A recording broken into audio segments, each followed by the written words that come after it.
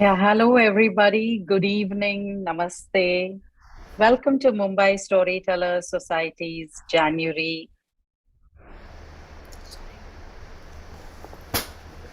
Good evening, everybody. Namaste. Welcome to Mumbai Storytellers Society's January session, which is open house. Ask the teller, the storyteller. So today's topic is traditional stories versus personal stories. We have expert panelists here with us. We have Lavanya Srinivas from Chennai. We have Shanty Rose from Doha, Qatar. We have Deepa Kiran from Hyderabad and Rituparna Ghosh from Delhi. They are our panelists and they will talk about the traditional as well as personal stories as they are experienced in that field. And then we will have the session open to the audience. You can raise questions, you can direct your questions to the panelists, and they would answer. Or I can direct the questions to the concerned person. Well, as you know, Mumbai Storytellers Society is a registered not-for-profit organization set up 3 years back with the aim to propagate or revive the oral tradition in the community. So we've had an international storytelling festival in 2020, January, which was a great success, and the topic was mythology for the millennials. And hopefully, keeping our fingers crossed, we should have missed in 2022 because we want to have it in the physical form, not on virtual platform. So stay tuned. You will hear from us. As you know, we have monthly sessions. Next month we have Katakshari, so it's open to everyone. Stay tuned. You can get our notifications on our Facebook page as well as Instagram. Follow us, and you will become aware of our program. Well, today evening, let's get down to the topic in question. Now, what is a traditional story? A traditional story can be described as a first-hand or a first, third-person narrative, recounting a story with roots in the oral tradition that the audience believes is fictional and metaphorical. First or third person fiction, not personally experienced, is a traditional story. And how would one define personal storytelling? A personal storytelling is a first person narrative that the audience believes recounts something that happened, something that's more or less true. First person nonfiction, personally experienced. Well, I will not go into details. This is just in the broad sense, the way I would define traditional stories and personal stories. But there has been cross pollination between the two. And I'm reminded of a great philosopher who said that with changing times, we need to adapt. So, as storytellers, we need to adapt with the changing times. So, hope today you get more insights into traditional as well as personal stories. Please keep your videos on because the storyteller, the panelists would like to see you. So please keep yourself muted, but keep your video on. Let me introduce the first panelist for today evening, Lavanya Srinivas. Lavanya Srinivas is a very dear friend. She is from Chennai. She is an expert faculty for narratives and storytelling at the National Institute of Fashion Technology, Chennai campus. She is also the founder and director of Katha Kamamishu, a professional development center for creative educators, story coaches, teachers, and trainers. She is also well known as a communication coach, soft skills trainer, story coach, creative educator, and professional storyteller. Lavanya is also the founder and managing trustee of the Kathakshetra Trust and also the chairperson of All Ladies League Storytelling Tamil Nadu chapter. Welcome, Lavanya, to Mumbai Storytellers Society's open house. It's a pleasure. Thank you, Usha. Thank you. Namaste. It's a pleasure to me too. Yeah.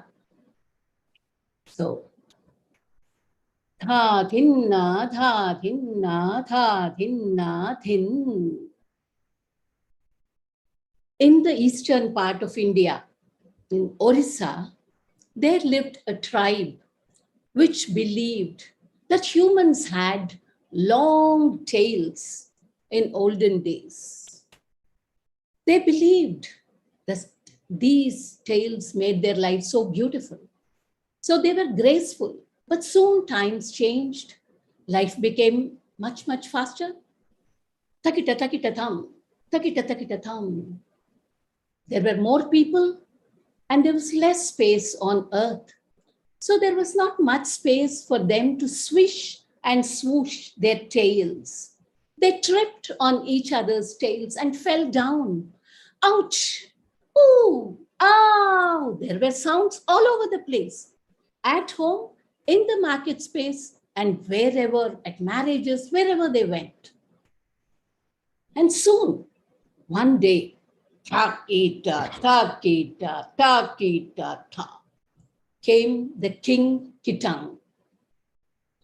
This king, the god, they believed, Kitang was a god, and he had naturally the longest tail. And he went to the market to buy all the stuff that the humans were buying.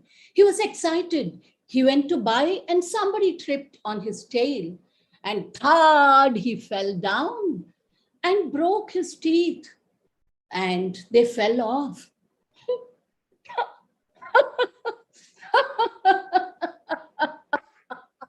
You know, laughter is contagious. Everybody started laughing at the god. Laughing at the god, he got angry. He pulled and pulled and pulled his tail. He picked it up like this and swirled it and threw it away. And you know what happened?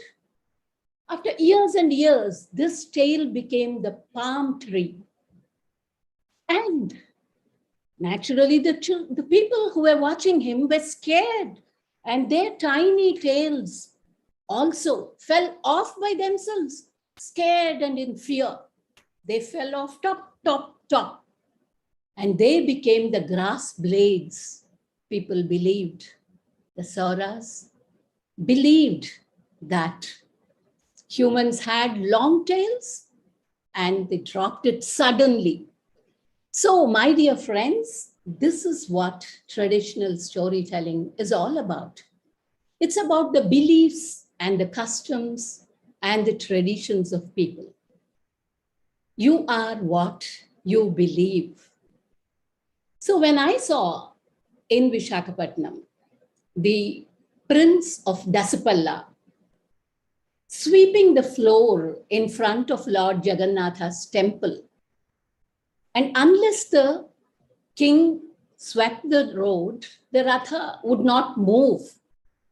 And then I thought, oh, maybe this is how the Lord is waiting to connect with his people back, with the tails, the small and the huge. So stories are about connection. Man is not just a social animal, he's a storytelling animal as well. We make sense of the world we live in through stories. So, you know now how important traditional stories are. If Do I have a little more time, Usha? Or do I? Yes, if you can wrap it up in 1 minute, Yes, Lavanya. yes. Yeah. Yeah. So traditional storytelling had this voice modulation, and then they had these instruments, ta, ke, ta, ke, ta. So there were musical instruments, there were beautiful chitra kathas, the visuals. It was always a collaborative effort of caste and clan and communities telling their stories. Mothers told stories to their children about what happened around and about their past and present. And this is what happens when I heard about Darwin's theory. He said that humans had tails, and some people believed scientifically that it shrunk, the tail started shrinking. But a very important sect also believes that the evolution was sudden. Humans' tails just dropped over that. And this wonderful folk tale connects that scientific base. So I feel, and I strongly feel, that traditional storytelling is a wonderful way of communicating and knowing our past and connecting with our present and looking ahead for our future. Thank you, Usha. And thank you, Mumbai Storytellers, for inviting me here. And this small difference between a story and a narrative, we are going to discuss today, I'm sure, interesting discussions and topics. Thank you. Thank you, Lavanya. What a lovely story. Yes. The difference between the narrative and the story. Now, before I invite our next panelist, Shanty Rose from Doha, I would just like to give you a brief history. You know, people have been telling stories since the beginning of time. They've been telling personal as well as traditional stories. But somewhere about 40 years ago in the United States, or maybe 30 years back in the 1990s, Moth was launched in New York, which focused on personal narrative. By the mid 2000s, story slam were proliferating and festivals were experiencing declines in attendance. This set up some conflict between storytellers who leaned towards traditional stories and those who came up with story slam scene or otherwise leaned towards personal stories. There's a lot of grumbling on both sides about relative value. But let's see what the grumble is all about. Let me invite Shanty Rose.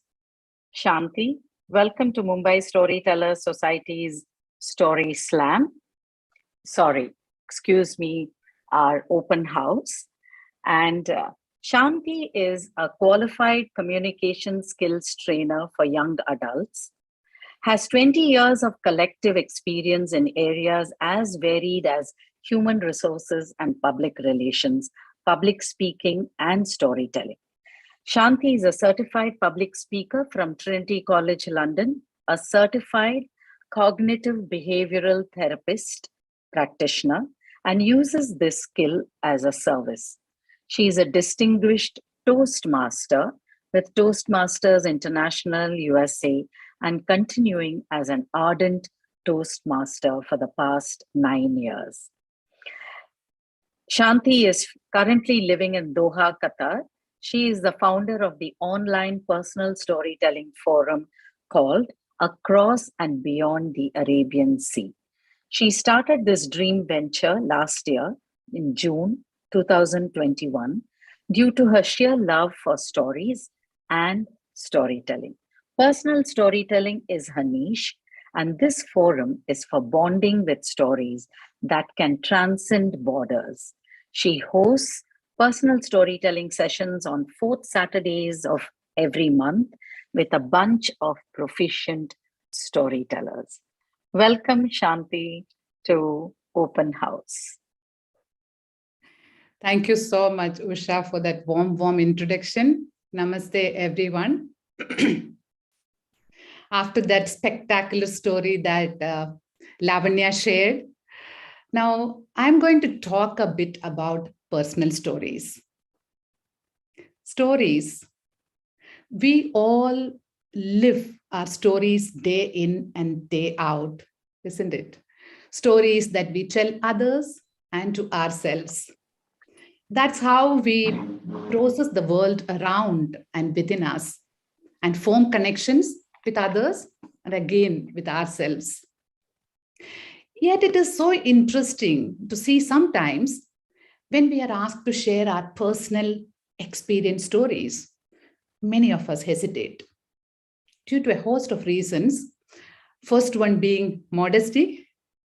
I am an ordinary person living an ordinary life. What do I share? How does it even matter? Or maybe the fear of being judged, criticized, or ridiculed. Or maybe the lack of knowledge in how to express a story in a way that is interesting and meaningful for others. The point is, most of us are drawn to things that we can relate to, things that are real, vulnerability, failures, trials, rather than probably those big victories or triumphs, isn't it? So let's see why we should share our personal stories first. From my experience, I found these reasons. First, connections. Lavanya mentioned that connections, importance of connections in stories. Stories forge connections among people, between people, and ideas. Now, when we share a personal story honestly, we build an effortless rapport with our listeners that can aid build trust, which is a key component for any relationship that is real, meaningful, and long lasting, the kind of connections we all seek. The second reason could be acceptance. When I choose to share a part of my life through my personal story, that's a sign of an acknowledgement and an acceptance of that part of my life. When this is highly beneficial for the storyteller, it can aid the listener by getting them to reflect on their own life, their own self. The third reason for sharing personal stories is the therapeutic benefit. Now, stories are often recognized for their educational and entertainment value. Personal narratives have huge potential in healing. Now, let me give you an example. One of our storytellers at our forum recently shared a story about her mom, whom she lost a year back. No, it was not a sad story. It was a story full of life and exuberance. She summed it up. She said, I missed my mom, her physical presence in my life, but I know she is breathing inside me, just like I was breathing inside her. Later, during our discussion session, one of the ladies shared, she said, I lost my mom 7 days back. Today, I know that I will be healed and my process starts now. It's hugely therapeutic for the teller and the listener. You are bringing out all sorts of energy related to your personal narrative when you are sharing. Now, the fourth reason that I have is a sense of validation. Now, when somebody is sharing a personal story, that person is sharing the thoughts and the feelings and the emotions that he or she underwent during that certain experience. Now, a listener will have a sense of validation who's undergoing a similar experience or the exact same experience.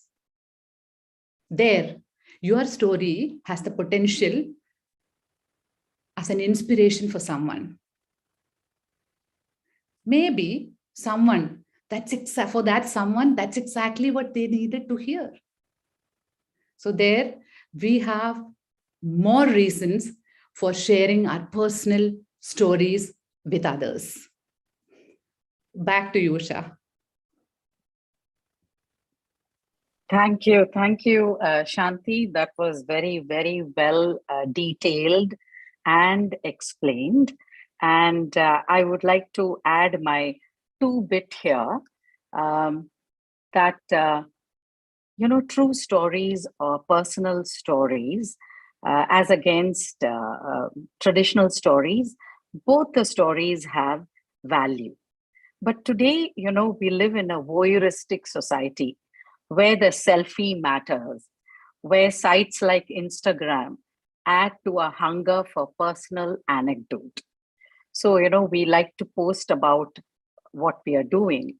And also, we all have crummy times, like you said, loss and triumph.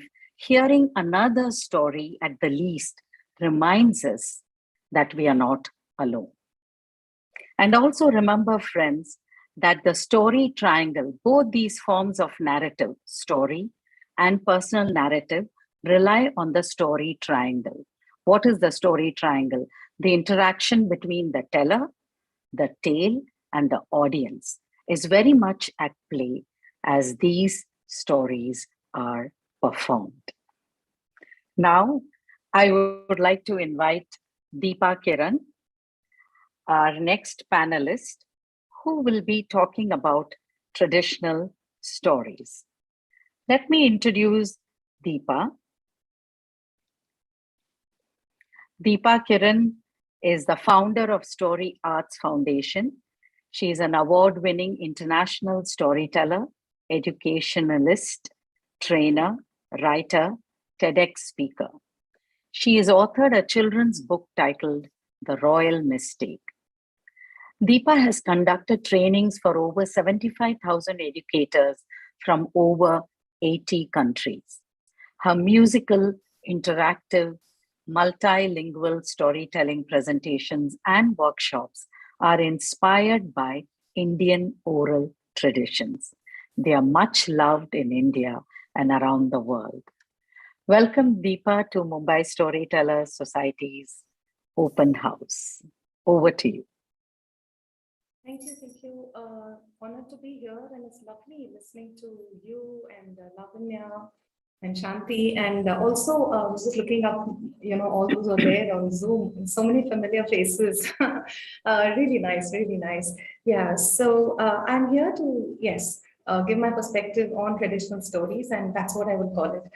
My perspective on traditional stories, and for that I'd like to share a little story now. And this is the story of a character whom we are very familiar with, called Krishna.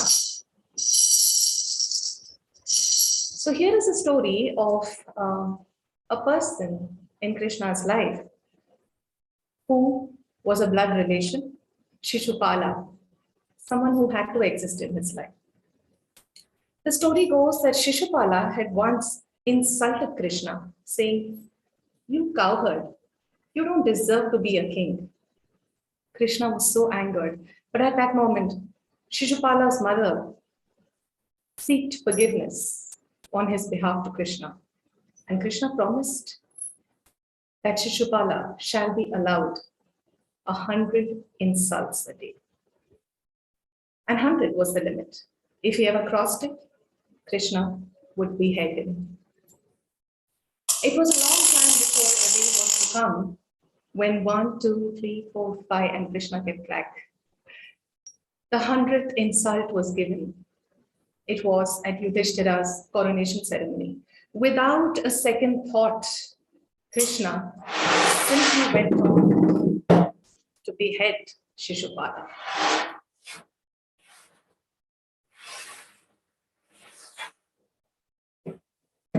As I mulled over this story, I'm taken back 2 years ago when I heard shouts from the apartment next door. "Help, help, help," she was screaming at the top of her voice. My son also came and said, "Mama, we have to do something." Both of us ran out, and as I was running down with my phone, I still remember my fingers were trembling, and I was checking the number of Bharosa Center, of domestic help centers. We rushed out, and the lady was standing outside the house, distraught. The neighbors, we sat her down, and we were there just for solidarity, just to let the husband and the in-laws know that this is not any jungle law. You cannot get away with anything. You cannot get away, certainly, with physical violence. We had heard the abuse, we had heard the insults, and the absolutely derogatory speech of the husband for the last 5 years.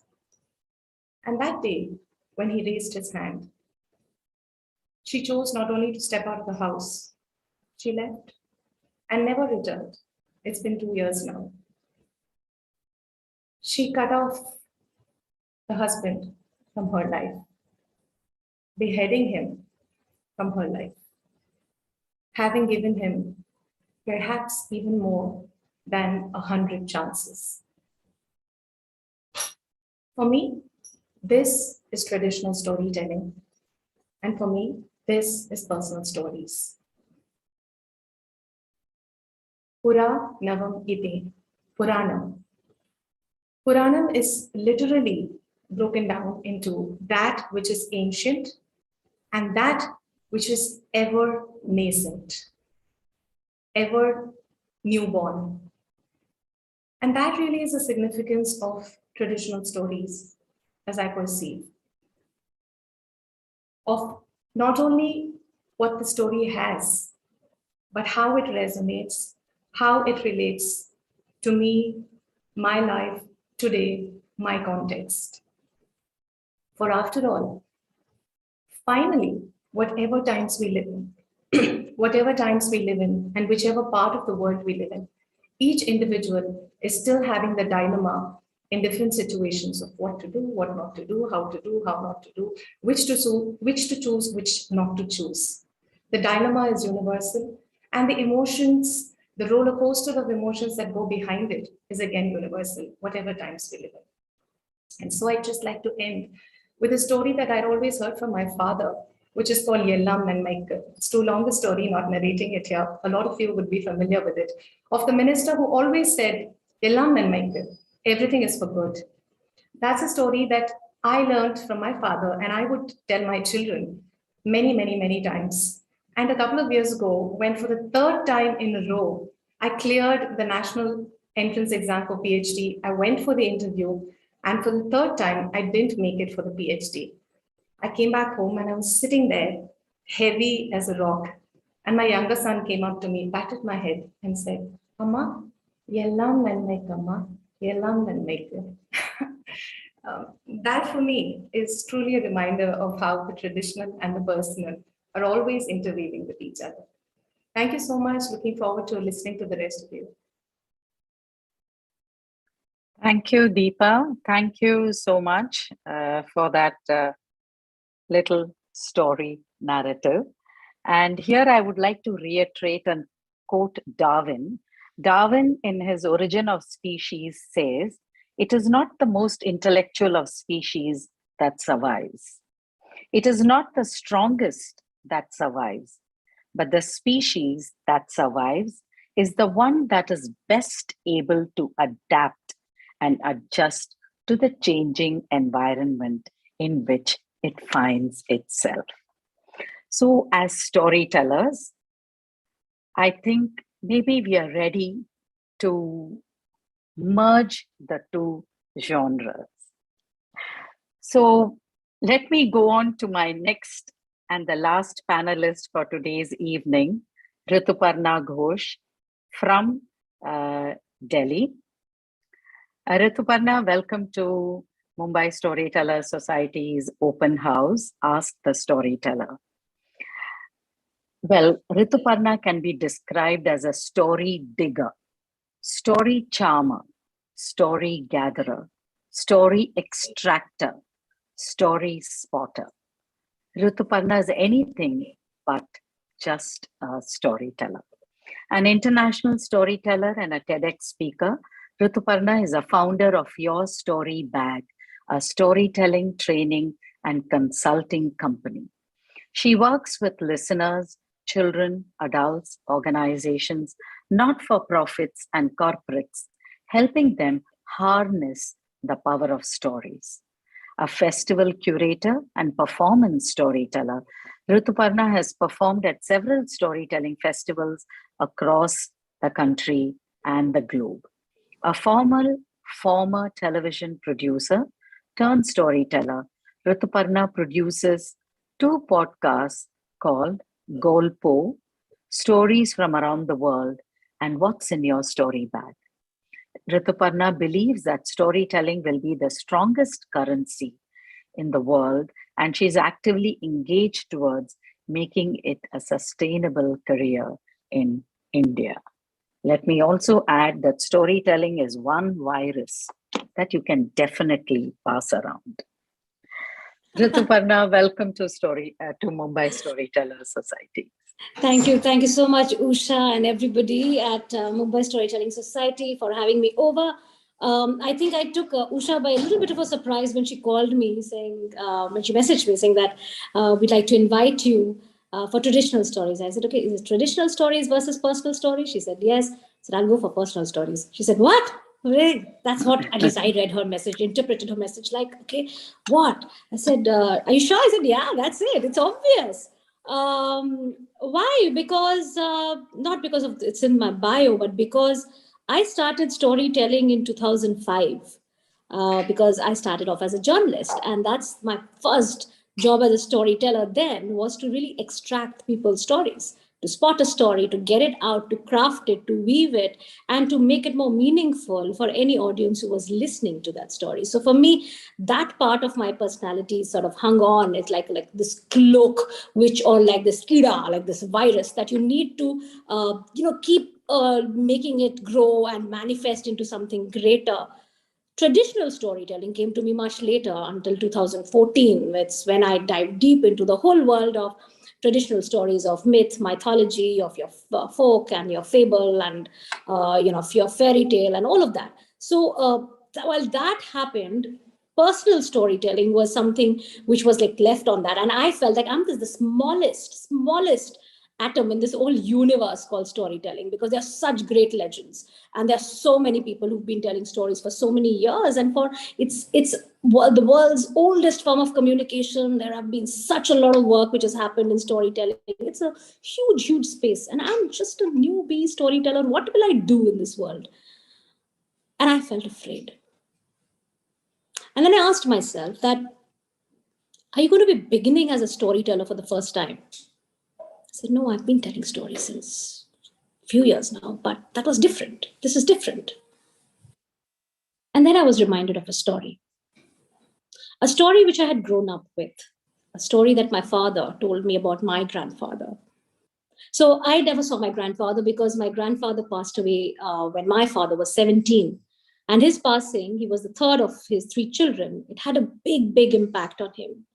And he just passed out from school, so he could not get over the fact that he went to a boarding school. That I went to a boarding school, and when I came back, my father left the year after that, and he couldn't get over that sort of trauma and pain. So he filled my life with a lot of stories about my grandfather, and I think I heard more stories than my brother did, because he too went to a boarding school and I didn't, and I landed up listening to a lot of stories. As I was growing up, a lot of people, including my father and the rest of my family, my father's side of the family, said that I resemble my grandfather. Not because of his looks and mannerisms. I did not look like my grandfather at all. But they say I inherited his gifts. So you see, he was a great orator. He was a writer. He was a poet. He was a playwright. He used to hunt. I'm not a hunter. But the other things of all his cultural gifts, people said, oh, because you're the only one who's culturally oriented, because I did song and dance, Bharatanatyam, and all kinds of things as a kid. So you're the one who's got it quite obviously. So, you feel nice that because there's something that connects me to my grandfather, who I've never seen, but I'm hearing great stories about his poetry. He used to write erotic poetry, by the way. And I got to know that when I came of age, because my mother told me that, I read his love letters, this beautiful poetry that he wrote for your grandmother and things like that. So that's where I was discovering my grandfather while I was growing up.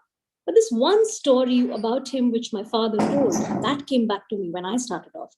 is of that night when my grandfather, that moment in his life, when he went to his father after finishing his medical college, and he was to start a job or become a doctor, start practicing.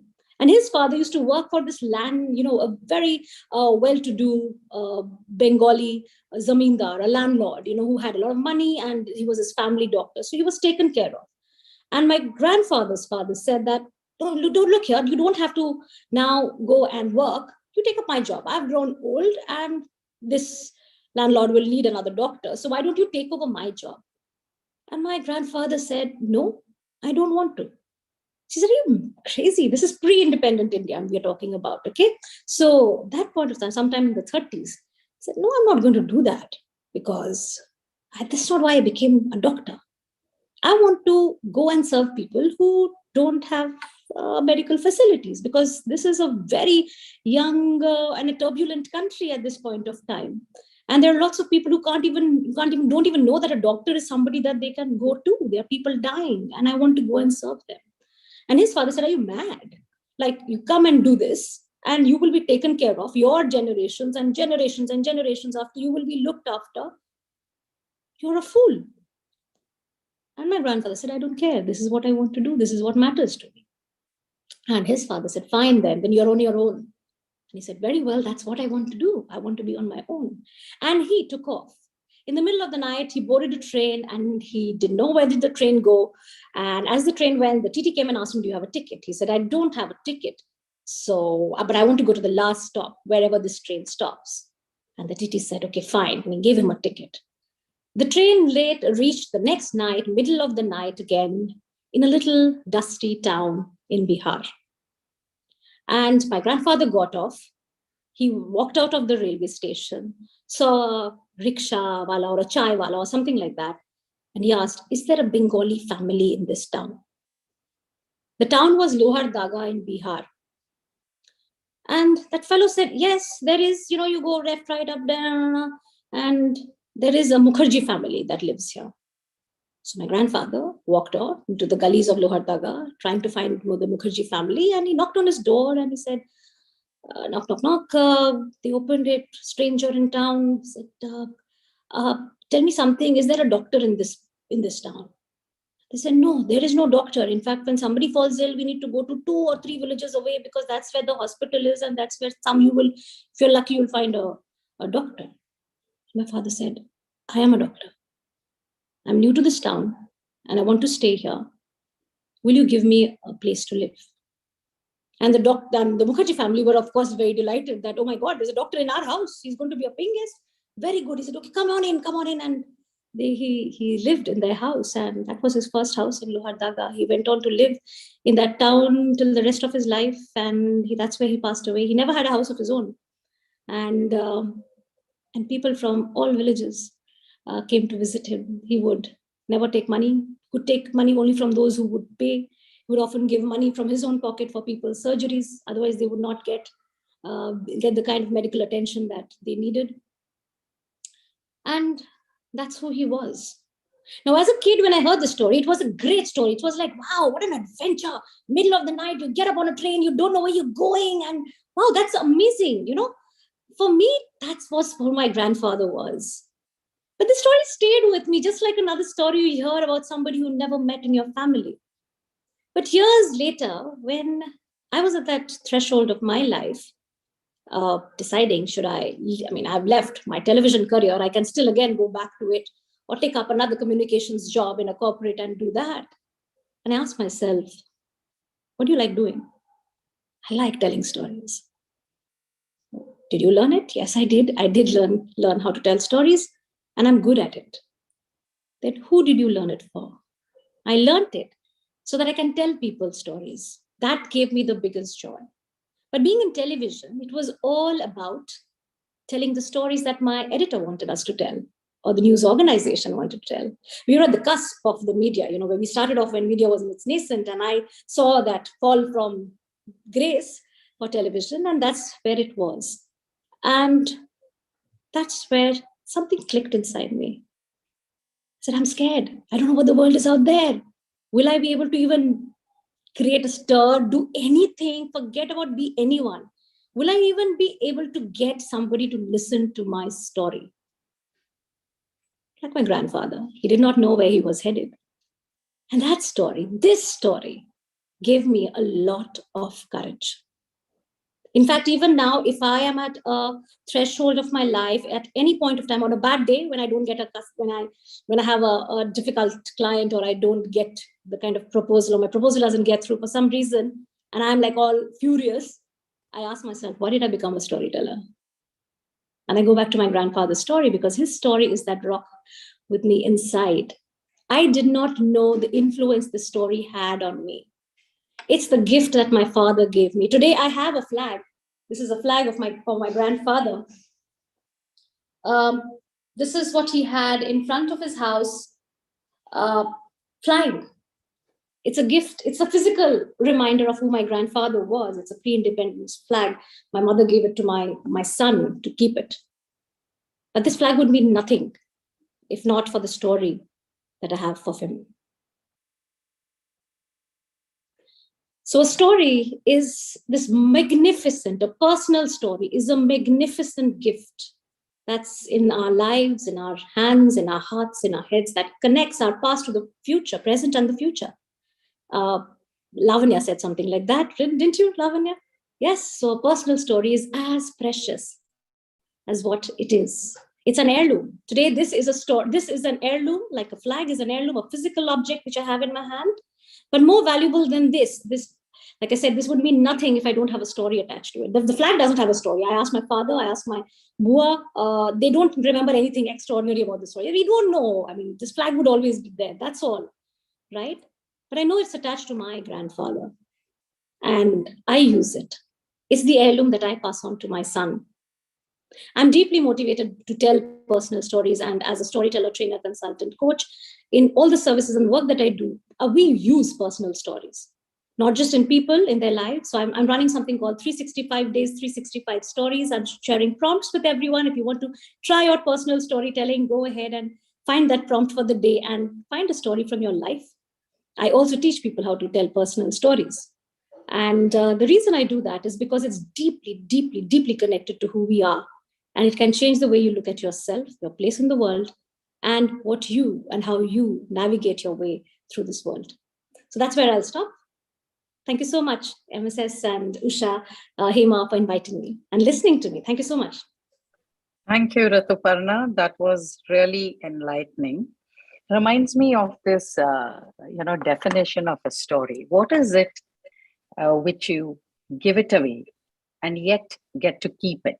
And as it travels from place to place, it changes. And without it, there is no meaning or purpose in life. And that's a story. So a personal story is a personal account, which I guess over a period of time you can add to it because it's your story, it's your personal story. While a traditional story gives us vicarious pleasure when we listen to the protagonist or the character in that story. In a personal story, I think there is only one character. Maybe you may have other characters, but in a traditional story, you have many characters, and there are many similarities and differences between the two. But I will rest it here, and I will now invite the audience to please switch on your videos. I just saw that most of your videos are off. Please switch it on, and you can definitely ask your questions. And before you do that, we have received a few questions in the form that you all filled while registering. And I will now request my colleague Hema Subramanian to read out those questions. And Hema, if they have been posed to a particular teller, then you could take that name. Yeah.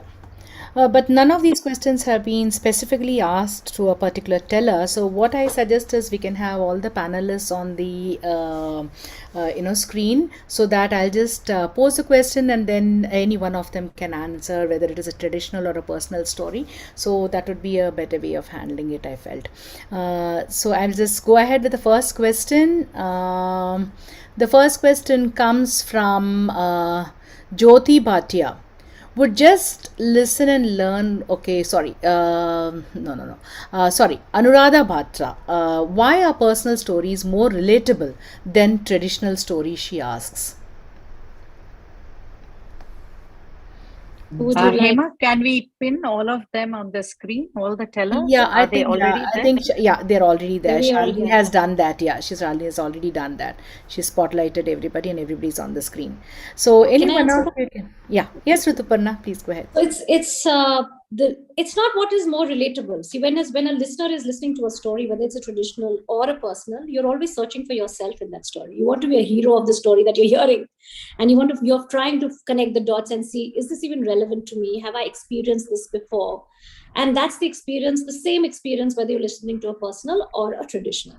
Now, why a personal story perhaps tugs at your heart or makes you sit up a little more is because you know that this person was real. It was not fictional. Yeah. So that's one of the reasons why, this person really lived between us or sometime before us. And why, and between a traditional and a personal, I think the personal, the one who's telling that story will also share the relevance of that story, why that incident, that moment, that memory changed his or her life. So that's why you also learn to recreate that experience within yourself. And you say such a small thing, but it can create such a deep impact. That's the answer for me. Okay. Thank you, Rituparna. Anybody would like to add anything to this? Lavanya wants to say. Yeah. I actually appreciate the question very much because it kind of she nailed it spot on, because a story is a traditional story is a collective conscience of a civilization or a tribe or a group of people. So it's a collective conscience, whereas a personal story is all about the individual, the character in the stories. It's the personal connect. That is why we are able to, it just kind of hooks, it works as a hook. So, and it also reminds me, I cannot escape being an academic person here. So the story arc is there, where there is a 3-act, and then the character arc. While the traditional storytelling is a story arc or a narrative arc, and the personal story is the character arc. So what the character goes through the story, the transformation. So when you're closely following, as Usha said, the storyteller, the story listener, and the characters merge together and they become one identity. And who helps it? It's the characters, right? I don't want to take more time. I can go on and on. Thank you so much. Thank you, Lavanya. Usha, should we move on to this next question? Sure, please, unless somebody wants to add something to it. I think we can go on to the next one. Yeah, we'll go on to the next question. So the next question comes from Anagha Prasad. She has asked 2 questions. The first question is, given a general theme, how would you pick between personal and traditional story?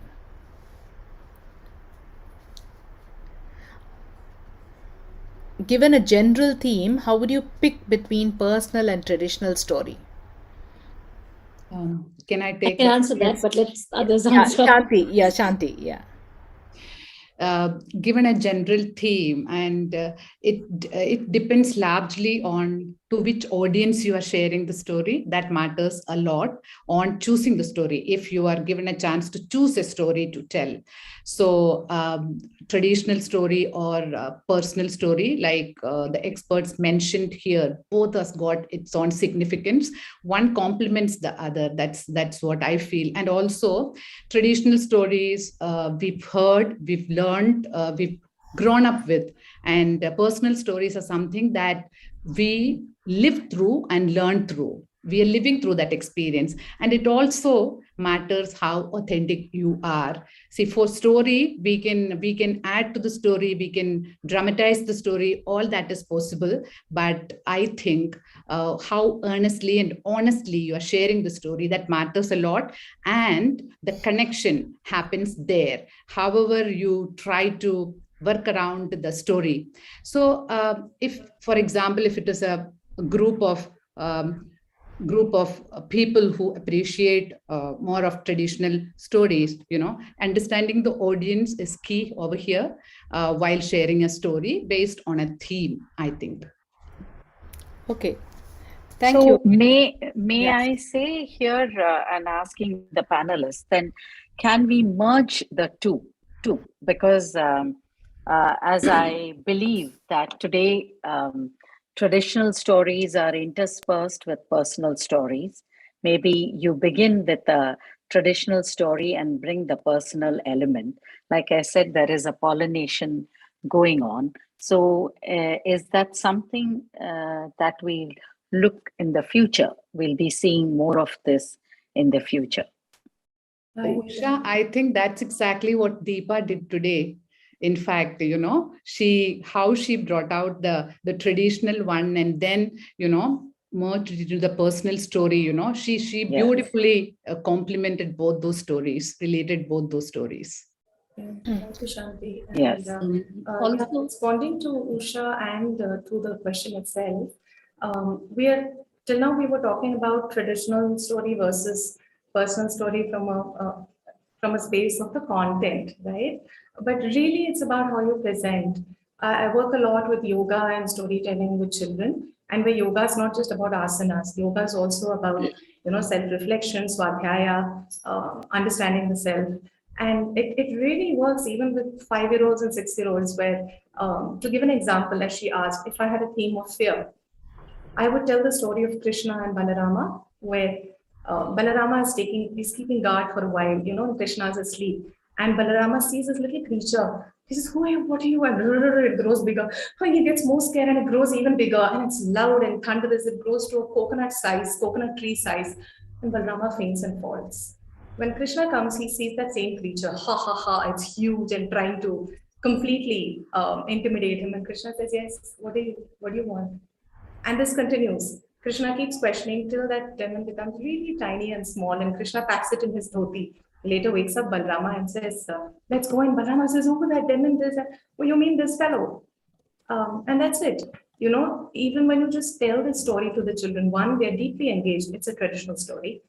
And we don't even have to talk about the message of the story. They tell you what the story is about, who the demon is, that the demon is fear, and that it's about overcoming and conquering. And they will give you examples if you just urge them a little, of how it connects with their own life. Personal stories will come from them. So I do believe it's the content, it's also the presentation, and like all of us agreed, it's the interconnections and the weaving between all of these that we choose to create. So then putting Can I add to that and tell you another example which happened in one of my corporate work. So we were talking about how to be a good leader. So this was a workshop for mid-level managers within an organization, and it was a tech organization, and the ask was to prepare them for leadership roles in the near future, and how storytelling is one of the most vital ways to bring a team together, to get them to talk, connect, have a common sense of purpose, and at the same time build individual skills in these managers so that they can be future leaders. So we were doing a vision statement, and we're trying to understand what have they learned from previous leaders that they have met. So while we began there, we wound the whole conversation and our application to telling the story of the Emperor's New Clothes. Now, the Emperor's New Clothes is a fairy tale, right? So a fairy tale, what's the story all about? This is an emperor who wears nothing, and he walks out and everybody says, "Oh, wow, how brilliant you look," right? And the story was about that. What kind of a leader do you want to be? Is this a leader that, everybody has the courage to come up and say that, "Boss, you are naked," or say that, "Boss, you are brilliant at whatever you do," So that got them thinking that what kind of a boss, what will be the stories that I will trigger? So 10 years from now or 5 years from now, what, the way I look up to such and such leader or such and such person, senior in my workspace, do the people who work with me, do they also look up to me? What will they say about me? So you see a traditional story which sort of links it with their personal, and also a future projection. It's not what they are doing today, it's what will they do in the future. So they are sort of imagining the story, and they have to work and create that persona. They have to work on creating that connection, be an empathetic leader who understands the stories of people. So yeah, that's another example to show that it's already happening. Yeah. Thank you. Thank you, Rituparna. Sorry, Lavanya, you wanted to add something? Yeah, just a point here, Usha, because I feel whether it's traditional storytelling or personal, there is a context to a story, right? So when you place the characters or the content of the story, the context is what makes it traditional, because it's our past, the values, the festivities, the celebrations, the rituals, the practices of individuals and families are passed on to generations through music, through songs, through poetry, through stories, from our parents, from our grandparents, and from our, society. So, and there the music, that's where the folk narratives, traditional storytelling is full of folk narratives, the legends, the itihasas, and as Deepa said, the Puranas, and the Shruti and Smriti. Our learning, everything happened orally initially. And that is why, especially India, with such a multilingual and multicultural, rich narratives, makes it a very, it gives me an opportunity. I'll just go back to the previous question where what I would choose. I might choose a personal story, but the context would be a traditional storytelling. I would pick up a thread from, a folk narrative, folk song, or a bit of a jewelry that I wear that would suit the story. And somewhere in Mahabharata, when I hear Draupadi, asking in Telugu, they say, Nannodi Kannodena, Kannodi Nannodena. In the, quote, she asks about Dharmaraja, whether he lost first with the, the dice game. He lost the game, or he lost the game first, or did he lose me first? Okay, because if he loses me first, if he loses the game, he has no authority over her, and he cannot ask. So these kind of huge questions and existential questions like Sita has, and she asks Rama, I become a part of the story. I become a part of the past. So they are always overlapping, Usha. Yeah, well said, Lavanya. We have in the audience, I see Vikram Sridhar, Sri Karuna. I also see Poonam Joshi, Mangalam Senthil, and Gitanjali. I know them as storytellers, and I know that Poonam Joshi is part of the Healing Story alliance that you have formed in India. So, where you do a lot of personal stories. So, of course, Hema, you have more questions. Yes, yes. We can finish that, and I would sure. ask Vikram or Poonam to. There's one more question coming up in the chat also. So let us finish the ones that is already here with us. So Anaga Prasad had one more question to ask. From your experience, which audience, adults or children, enjoy and connect to personal stories? It's a very it's a good question. It's indeed a good question. I work with children, and my storytelling forum is for adults. Children react very well with personal stories too, especially these days. I'm talking about the kids these days, in the pandemic era, in the online classrooms, and all of that happening around. So they really enjoy personal stories. I heard a 4-year-old saying, it's kind of in her head, it is a story. She's saying, I am attending online classes. I don't like to write. My mom tells me, you write, you remember. My teacher says, you write, you remember. I do not like to write. I sit in front of the TV. I like to watch TV. This is what I like. She has never seen a school in her life in the physical context. She's always, attending whatever classes at home. So this is her story, just 4 or 5 lines. She says her point is she does not like to write. Now, children they react really well when we consider them as individuals, when we are sharing personal stories. It's, as parents or as grown-ups, if we are trying to tell the stories in that perspective, like considering them as kids, their reaction might not be that well. If we are considering them as individuals and share our stories as authentic as possible to them as well, they will receive it very well. Yeah, true that. And I think, as children, when we listen to a lot of stories from our grandparents, most of them are personal stories. I think we've all grown up listening to that, as Rituparna rightly shared a story from her childhood. So I think all of us have grown up with that. I think every age is good. The one story which children do not like listening to is जब हम छोटे थे तब हमारे time पे हम ये करते थे तो तुम भी ये करो. That's the kind of story parents, adults, teachers should not tell the children. I want to just tell people, do not compare your life with your child's life, because the world has changed so rapidly. So it's unfair to put that story. Right. As the mother of 2 teenage boys, I would say those kind of stories is like great material for memes. I know. Yes. So you are going to be the talking. Your children will make you a joke out of you. They will stay away from that. They hate it. I just have a small point here. Yes, we do have to share those stories, but it's what stories do we share? For instance, every time we tell a story of maybe Krishnashtami or any festival or anything, when I start off as when I was a kid, I used to go to temples or something like that. Or when we tell stories about their father, their mother, and their childhood. And I completely forgot when we make fool of ourselves, and I forgot about it completely. It's just like you, I was.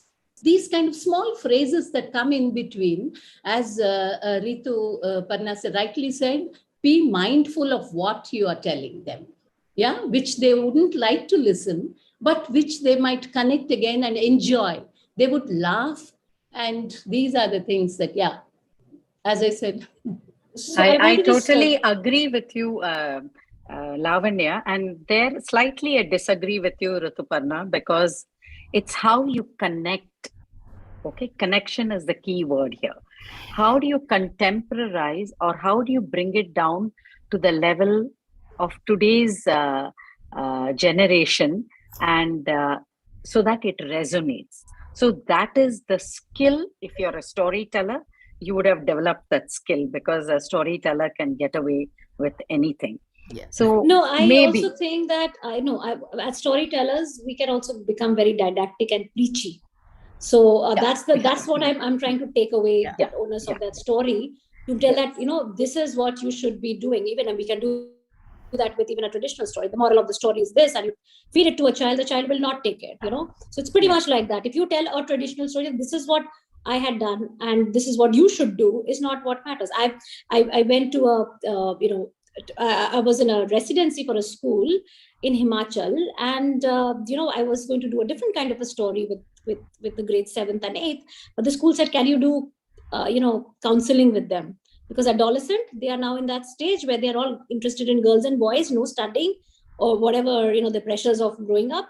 Can you do a storytelling on just don't do storytelling, do counseling? I said, I'm not a trained counselor, I cannot do all of this, but I can tell a story. So I told my story of growing up, of the pressures in my life, and I just said, I completely empathize. You're in a tougher time.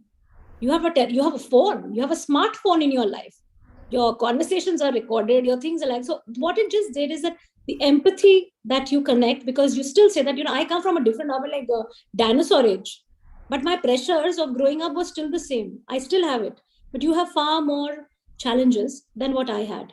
So yes, I do contextualize, but we don't be preachy. That's the thing. No, I agree with you. I just wanted to say the key word is informed choice. Whether you tell a traditional story or a personal story, the audience makes an informed choice. So you're not didactic, you're not preaching, and you're not telling them that this is what you should do. I think so. You leave it to the intelligence of the audience to make an informed choice. And that's what we aim to, right? With whatever stories we tell. Thank you. Yes, and there are more interesting questions still Okay, go waiting for ahead. us. Yeah. So, okay, the next one asked by Pratibha is kind of, we have answered this a little bit. There's a connect already there, but I'll just again ask the question in case you have anything more to add to that. Aren't the personal stories derived from the gist of traditional stories or from the essence conveyed in these stories? Spoke about it. So we have already spoken about it a little bit. So anybody would like to add something to that and add some light?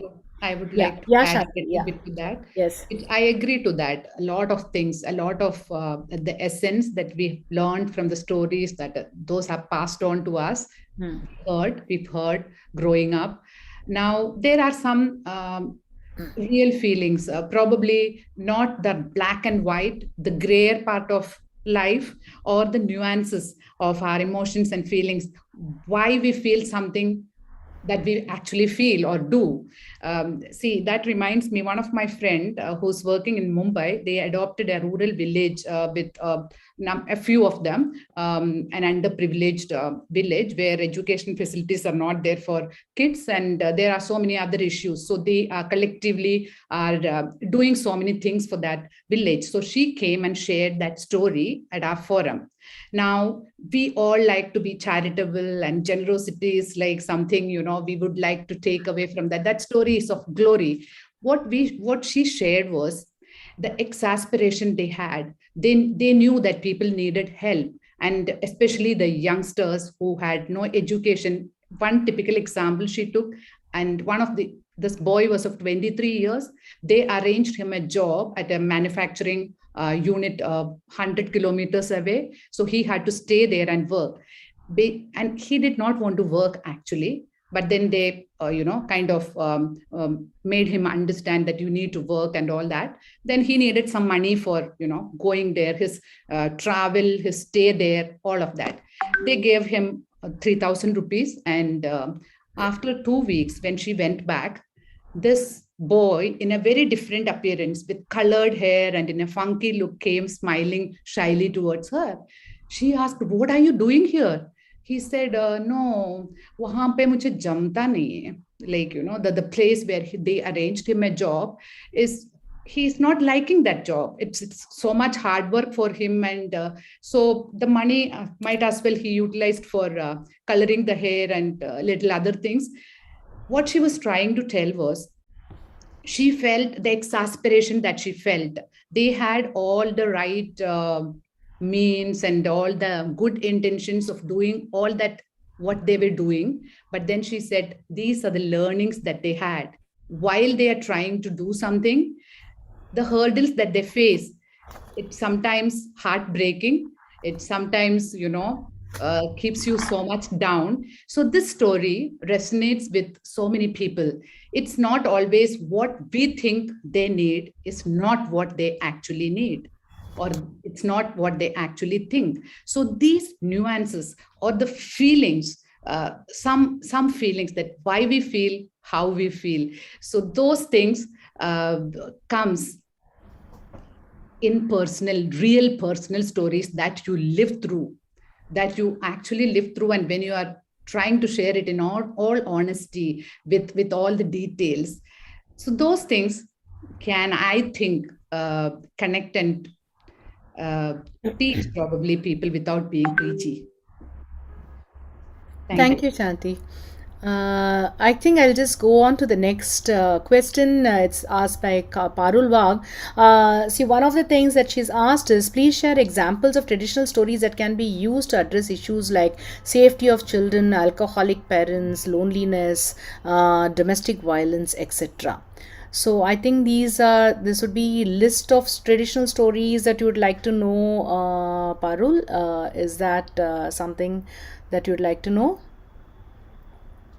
Parul, you're there in the Few audience. examples would do. Yeah. Few examples. Okay. So, would anybody like to address this? I'd like to say that more than a concept or an issue itself, the traditional stories can just offer you. I'll go back to Shanti and Usha. it can offer you what are the resonances that happen in these different contexts. There's shame, there's guilt, there's confusion, and just episodes, different episodes. For example, Indra was the king of the gods, but he did such shameful acts with women that he would be cursed to have 1,000 yonis, 1,000 vaginas on his body, and he would hide from everybody. So the whole layering and dilemma of being efficient in something and also failing. This can fit into 2, 3 different contexts of situations, of concerns in our life. Right? Similarly, there are many other stories that would offer resonances of the seed of truth for our different emotional situations and ethical dilemmas, and at least help trigger a conversation, if not anything else. That's the approach I have found is quite interesting and effective, rather than actually just pick and or force fit it into, because like it goes that each person receives a story differently, and they process it differently according to their life, their context, their wisdom. So it's just so much that you can predict. It's rather it's a workable. I would urge you to consider that. Look at stories of what happens in these situations to different people and offering tools for processing and responding. Thank you, Deepa ji. Deepa. Parul, if I may add to your story, the story about loneliness, a traditional story, you can find it in A.K. Ramanujam's Flowering Tree, telling it to the walls. This is a story about a woman who's so lonely. Nobody spends time with her. So I won't go into the detail. And your thing about alcoholism, you can definitely research about Soma. Soma is the Indian god of wine. And if you go to the Greek myth about Bacchus, and also the Roman counterpart of Bacchus, that will talk to you about alcoholism. So definitely traditional stories, each story can be linked to a traditional story. Thank you. Thank you so much. The examples that you have given me, I will definitely research into that. For adults, they can be, especially the Indra story, can be taken for adults. But for children who are facing such, issues at home, so for them, I was wondering, will the examples that you gave apply to children as well? It's how you adapt the story, Parul. Again, it's adaptation. And this is top of the hat. But if you sit down, and I'm sure there are many stories. Lavanya, you wanted to add something? Yes, Usha, I feel here we need to talk to children about the hero and the anti-hero. For instance, if you take Ramayana, Rama and Ravana are almost equal. Ravana was a great Veena player. He was a wonderful Shiva Bhakta, and he was wonderfully singing. He has all the best qualities. Just one small, error, somewhere something goes wrong. A passion, a belief, a wrong intention, or something that is actually the crucial factor. Otherwise, all of them and all the stories are equally good and strong, whether they are, heroes or anti-heroes. But it is the intention, it is one small shortcoming that the character has. So we can tell the children, you try to identify, like they themselves indirectly, you tell them, everybody is made of such good things, but there is something small that was, because Hitler was also a wonderful leader, as wonderful as Gandhiji, but then the intention and the result, the purpose. So if we just talk to these things about the children, every story can become an example of whatever you were asking. Thank you. I think the rest, following few questions have been answered in one way or the other. So I'm jumping on to a question from Ramya. And she asks, I understand that traditional stories have a lot of motifs and symbols in them. How do you bring these elements in personal stories? Well, that was the question. There are a lot of motifs and symbols. How do you get it into personal stories? Ramya, if you're there, you mean to say the same story to be adapted, or in a personal story to get motifs and symbols? Because in construction of a personal story, I would leave it to Rituparna Shanti to answer whether there are motives in that. Because traditional stories, maybe Deepa can take it. So one way to answer that is just because traditional stories have motifs and symbols, personal stories also need to have it. It doesn't work like that. It's not like isme hai to isme bhi chahiye, that kind of a thing to equate it. But yes, anything can be a motif, anything can be a symbol if you find that relevance in it. Yeah. And that's why a personal story is that. Now, while we've been talking a lot about personal stories and we're talking about our own personal stories, I'd also like to bring in that a personal story is always shared because it has a context, it has a relevance, it has a meaning, and it has a purpose of its own. It's like saying that if you're sitting over your dining table, you're still saying, "Aaj din mein kya kiya?" Right? And you're sort of sharing anecdotes and you say, this is what this happened, that's happened. Do all of these stories become stories that you will tell the world? Perhaps you're using them just for a roundup on your dinner table to share with your family what did you do in the day. But some of these stories become moving stories to highlight, to underline, to convey some deeper meaning or a relevance of what you are doing to some particular audience. That's where the motive comes in. Right? Now, my grandfather's story is one such story. If you go to my Instagram page today, you will see another story about a medal that I won. And that medal has a story of its own. It's a symbol, and a medal by itself is a symbol, if you were to look at it. So what is that symbol? How is it connected to a personal story? How is it even used for someone else in another context? Is what a personal story is. It changes shape. It's not the same thing. It's also interpreted by the listener or the audience it is meant for.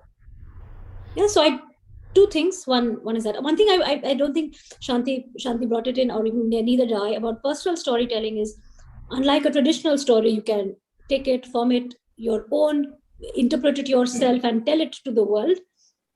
A personal story is deeply personal. So there are some ethics to telling a personal tale. So like my grandfather's story is my grandfather's story because it was given to me.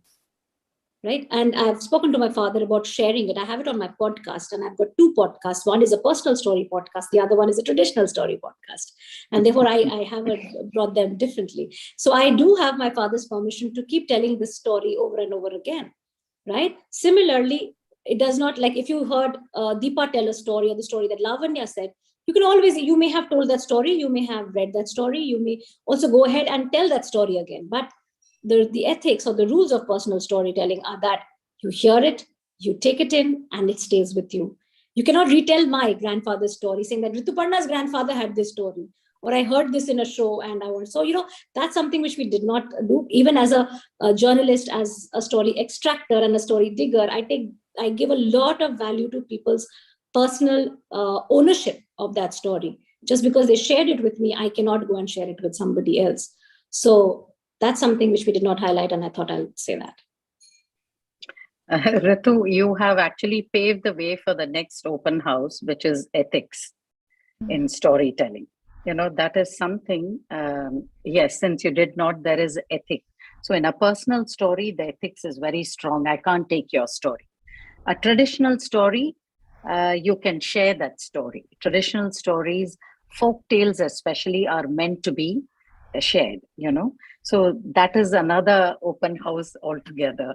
Thank you for kind of setting the thing.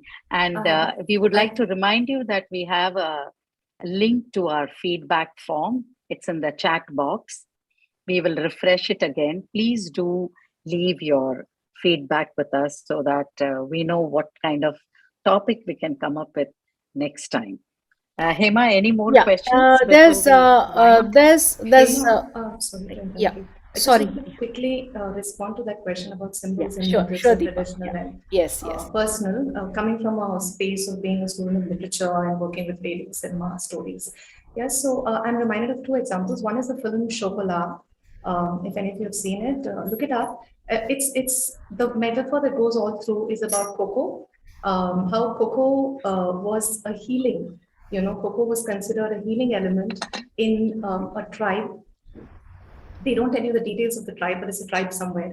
And a man discovers it, with his wife, it travels. And then we have the story of the daughter who again carries on the work with, she becomes a chocolatier in a small town, and she just knows what's the right flavor to give home. And it starts healing people, it starts changing people. You also find along the way that parallelly, where she is, the town that she's gone to, chocolate is sort of a metaphor for the vices in life, right? So they've really taken, the metaphor of chocolate for a tribe and placed it in a contemporary context, in a very different social-cultural context. So that's an interesting play of symbols. Another one is the film KD, if any of you've seen it. It's called KD, short form for Karappadurai. It's a Tamil film, very, very beautifully set in the storytelling craft of Tamil Nadu. And one of the scenes is where a person goes to this old man to tell him that he has to hand over the child. And we know that the old man doesn't want to do that. So all we see is the person is going and, telling the old man that we need to sit down and speak. And the next shot we see is that in the village, there is a theater performance happening. And in the theater performance, there is one mythological character telling another, how can you ask me for my life and how can I give it away to you? And then we are back to the, the conversation between the old man. And they don't tell us that he has refused, but you just know it because of the traditional story that spoke for the old man. So there can be very interesting ways of bringing in the symbols, which basically we remember that the seed of the truth resonates from here to here, and we can find ways to think. Thank you, Deepa. Thank you. Hema, do we have one last question questions? which looks very interesting and something different than what we have already spoken, is that how to conclude an open-ended personal story as compared to traditional stories which have proper ending. This is something that was a little different from the ones that we have already asked. And there's one more question in the chat which Asha Sampath has asked, that we'll come to that after this. So right now the question is how to conclude an open-ended personal story as compared to traditional stories which have a proper ending. Yes, Shanti. First of all, a personal story, it is mentioned there, it is an open-ended story. A personal story need not have to have an ending with a moral or a lesson or anything of that sort. It can be open-ended. It's your personal experience. You are sharing it with others. That after this. So right now the question is how to conclude an open. Sorry, we were overlapped. Shanti, continue. Yes. So the story, you can leave the story there. Once you share your personal story, it is up to the listeners how they perceive the story. So you can mention after sharing your story that this is the story that I wanted to share, and it need not have to have an ending with an ending that we like to teach or preach or things like that. I think Ritu had something to add to it. Rituparna? So personal storytelling is now a very vital superpower tool for corporates, for entrepreneurs, for businesses, even not-for-profits. So in that area of work or in that industry, I agree with what Shanti says. So the kind of storytelling circles that Shanti runs, and there are personal stories, like even the Moth, for example, will come and they will tell a real life story and just leave it at that. So the listeners are encouraged to interpret it. And because you mentioned the Moth, which I'm a big fan of, I would also like you to go up and look up StoryCorps, which actually archives people's narratives in the US, and it's in the Library of Congress. The stories are archived there, people's histories are archived, and it lets anyone just have a conversation and say, do you remember that time that we were living there and this was our life like? So people are just having conversations and they're documenting their personal stories. So those stories don't have like a definite ending. It's like two people talking and just documenting that part of their life. So yes, I agree with what Shanti says, but there is also the application of storytelling for personal branding, for thought leadership, for communication, for strategy, for leadership.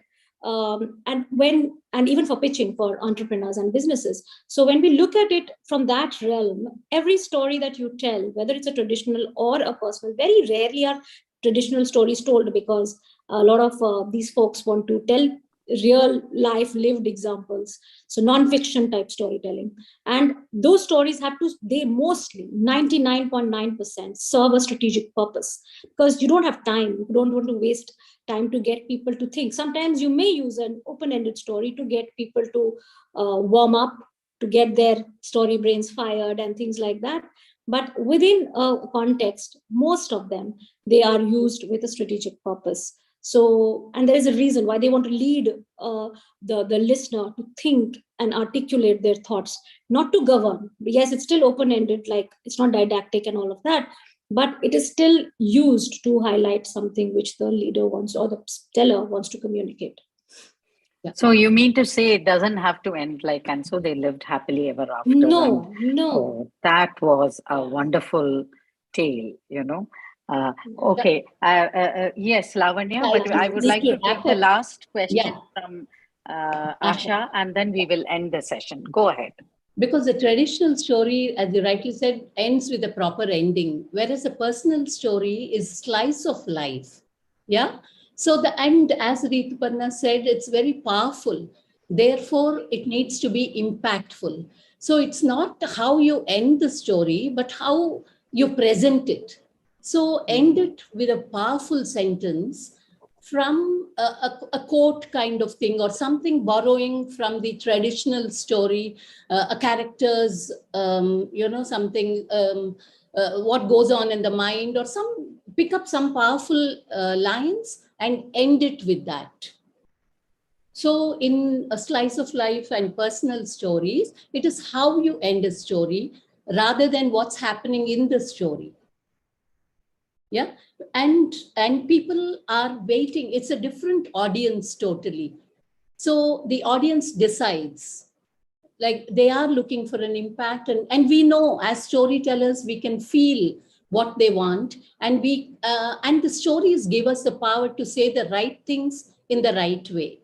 Yeah, Deepa, you were trying to say. No, I'm just reminded of an example listening to all of you, which was when I was conducting a teacher training. Usually within the first 1 hour, I know the teachers open up. And there was a school where it was already 1.5, 2 hours, and it was still a little held back, And I told them, I said, listen, there's only one life, yeah, just do things, just do what you feel like, and just use this day as a gift for yourself. And they were listening like that. And then I said, I'm a single mother, I'm a divorcee, and it's not easy in India to be like this. So I get these calls from my mother where she said, Atte ipdi sonnadi, chitti apdi sonnadi, about all the gossip from the relatives. And I said, I tell my mom, those who don't pay my bills, mama, I don't care what they think. And there was an instant rise in the energy in that whole 150 teachers. The rest of the day was a blast. So yes, just responding to all of them is the example that came to my mind, that if we know the intent, the context, and the consequence and the outcome intended, then it's just a slice of life, it's just a bit, it would fit in. And if not, it needs a closure. Accordingly, we can play around. Yeah. Well said, Deepa. Hema, can we take the last question? Yes, and Because that is kind of connected to what Deepa has already spoken just now, but it's framed in a different way, but it will connect to the whole thing. Asha Sampath asks, where the traditional story differs from personal story is that the element of fantasy, magic is missing in personal stories. In that sense, the charm of traditional story is missing in personal stories, is what is the statement that she has given, and would like to have a discussion on that. Yes, so that is a statement. She has not asked a question. So let us rest it there, because let's not make it divisive. Personal stories and traditional stories can coexist, can definitely merge, like Deepa said when she's doing a storytelling workshop.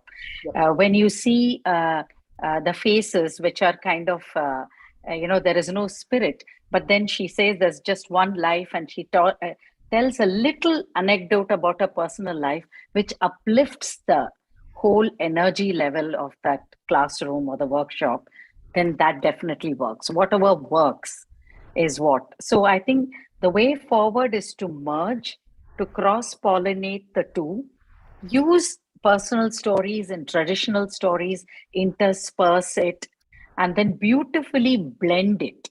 And that is, of course, to be crafted. So I would say I would like to thank you all panelists for this wonderful evening and the wonderful audience for asking such insightful questions. I thank Hema as well as Shalini Bajaj, my colleagues in Mumbai Storytellers Society. And as we end, a last word from each of the panelists. Just one sentence to end your, the evening. So let me start with Rituparna.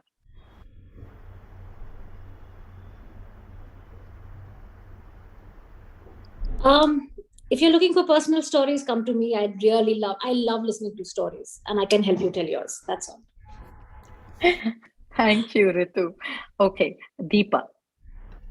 I'm satiated and fired with all the new learning, and I'm just feeling bad that I didn't get to hear all of you who has come here with your fantastic questions. I'm sure you have great insights. Yeah. Thank you, Shanti. Let's live and share our stories. Just let's do that. And both this complement each other. Just live and share our stories. Thank you, all of you. Well said, Shanti. Lavanya. Story matters. Share it. Together we can change the world. Thank you. Together we can change the world. So let's adapt to the change. So we thank you, Asha. So nice to see you. Poonam, lovely to see you. Vikram had to leave. I think there were good friends out there in the audience, some of the storytellers that I know. But there are many of you that I do not. And thank you, Aarti, for joining from Doha. And wonderful, wonderful. So have a great evening, guys. And we will have the next open house. I think once in 2 months or 3 months, my team will decide. Because I always put my foot in. But we'll await your feedback form. We would like to know. And thank you once again, the panelists, Rituparna, Lavanya Srinivas, Deepa Kiran, and Shanti, for accepting our invitation and so beautifully talking about the subject. Thank you for a wonderful, wonderful evening. Thank you so much. Thank you so much, Usha. Thank you I so thoroughly much, enjoyed. Usha and MSS, the whole team. Wonderful. Great meeting everybody. Thank you. so Very much. nicely Thank put you. together by all Okay. of you. Thank you. Thank you. All right. Thank you. Bye-bye. Bye. Thank you. Bye. Bye. Asha, Srikarna, everyone. Yes. An energizing platform. Yeah.